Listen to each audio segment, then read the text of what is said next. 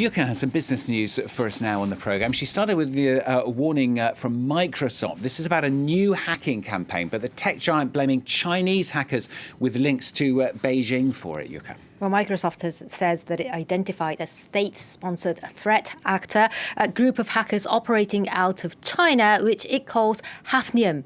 The tech firm says that the cyber espionage group has been attacking its Microsoft Exchange mail server software using previously undetected vulnerabilities.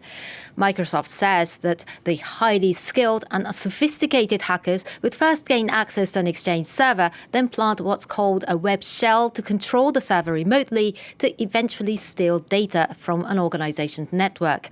Its Exchange server is primarily used by business customers. The company says there is no evidence that Hafnium's activities targeted individual customers, but is urging all users to apply the latest security patches. Now, meanwhile, Boeing has flagged up possible security risks. This is about an Airbus plane, though.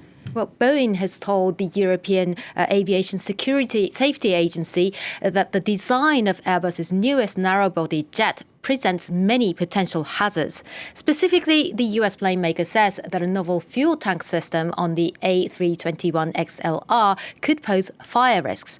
It's the plane's main marketing point, though. In order to make longer flights possible, Airbus plans to mold one tank directly into the fuselage, in addition to normal tanks in the wings. Such an intervention from a rival plane maker is not unprecedented in the aviation industry, but it does come at a time when Boeing itself has just come out of a crisis over its 737 MAX, a competing model to the Airbus jet. The EASA at the European agency in January said that it would impose special conditions on Airbus's new fuel tank system to keep passengers safe.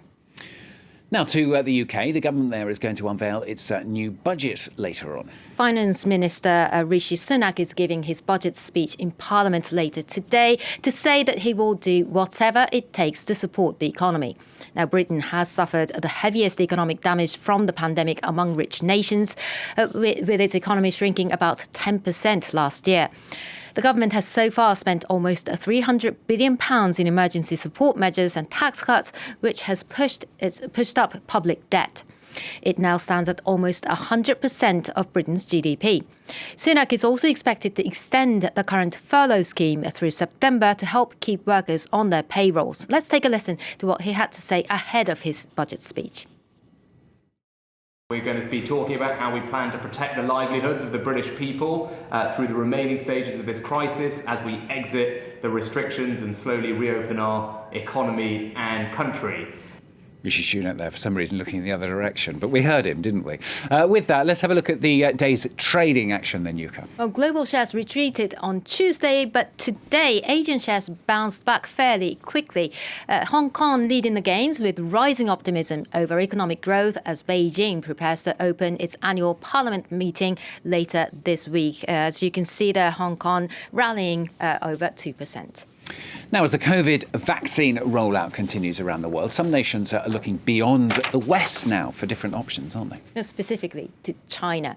Beijing is going all out on its vaccine exports to countries in need, particularly in the developing world. Luke Trago takes a closer look at its ongoing strategy.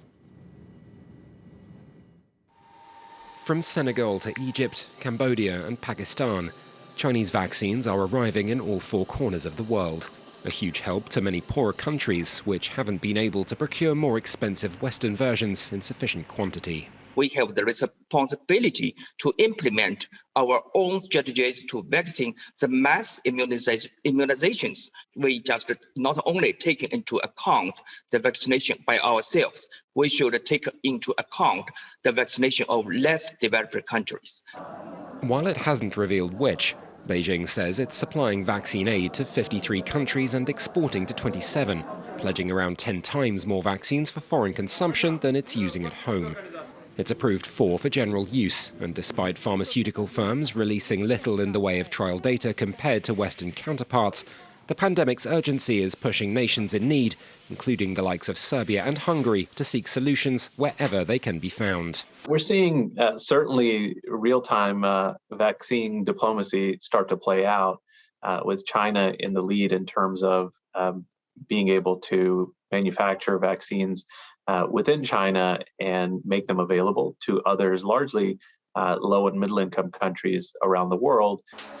Nevertheless, such diplomacy, even if not characterized that way by Beijing, will only be as successful as the vaccines are effective.